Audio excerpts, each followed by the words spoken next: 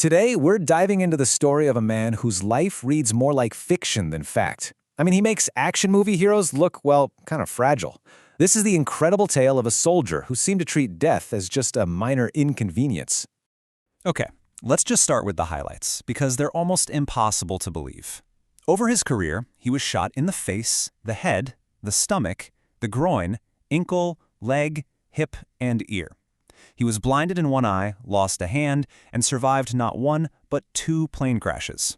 He even tunneled out of a POW camp. Oh, and my personal favorite, he once bit off his own fingers when a doctor wouldn't amputate them. Yeah. And this is the guy, Lieutenant General Sir Adrian Carton de Wiart.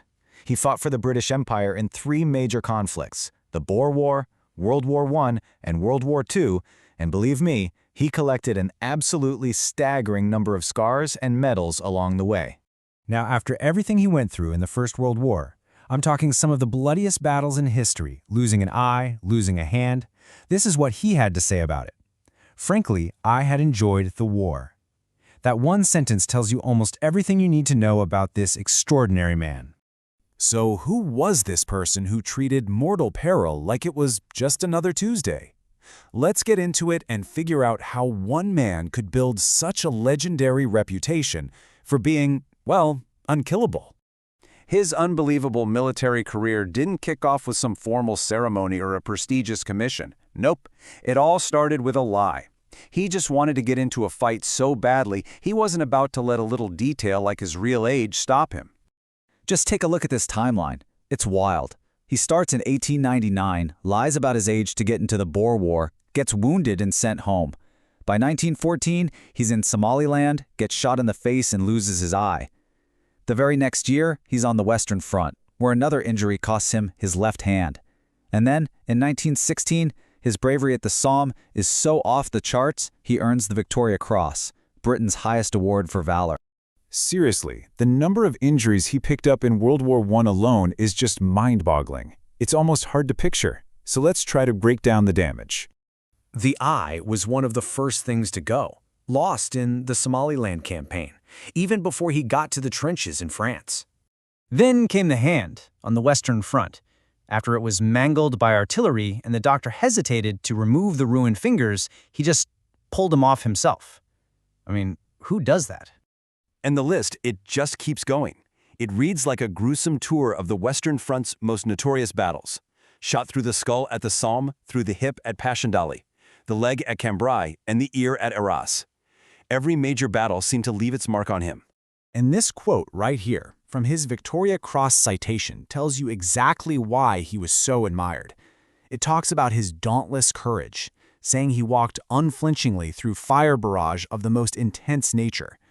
The man wasn't just surviving, he was leading from the front, and it was absolutely inspiring to everyone around him.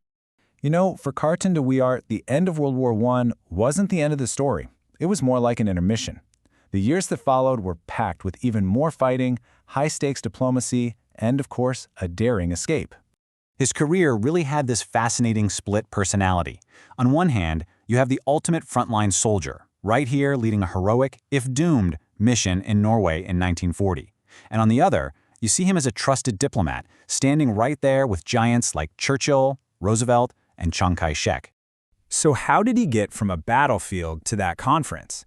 Well, as you'd probably expect with him, it wasn't a smooth ride. On his way to a mission in Yugoslavia in 1941, his plane was shot down.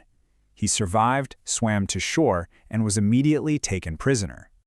So now, he's 62 years old, locked up in an Italian castle. You'd think he'd just wait out the war, right? Nope. He and some other captured generals spent 7 months digging a tunnel. He actually got out and, for 8 days, pretended to be an Italian peasant. Just picture it, a one-eyed, one-armed Belgian aristocrat who doesn't speak a word of Italian. Yeah, his recapture was pretty much a sure thing. But then, the story takes this totally bizarre twist. By 1943, the Italian government was desperate to quit the war, and they suddenly realized their most valuable prisoner was also their best ticket out. So they pull him out of prison and send him to negotiate their surrender with the Allies.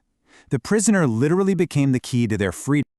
After he's released, Churchill doesn't even give him a chance to catch his breath. He's immediately sent to China to be the Prime Minister's personal representative to Chiang Kai-shek. It was a hugely important and tricky diplomatic job for the rest of the war. Okay, so after surviving all that, bullets, bombs, plane crashes, prisons, how does the story of the unkillable soldier finally wrap up? First, you just have to appreciate the image he cut.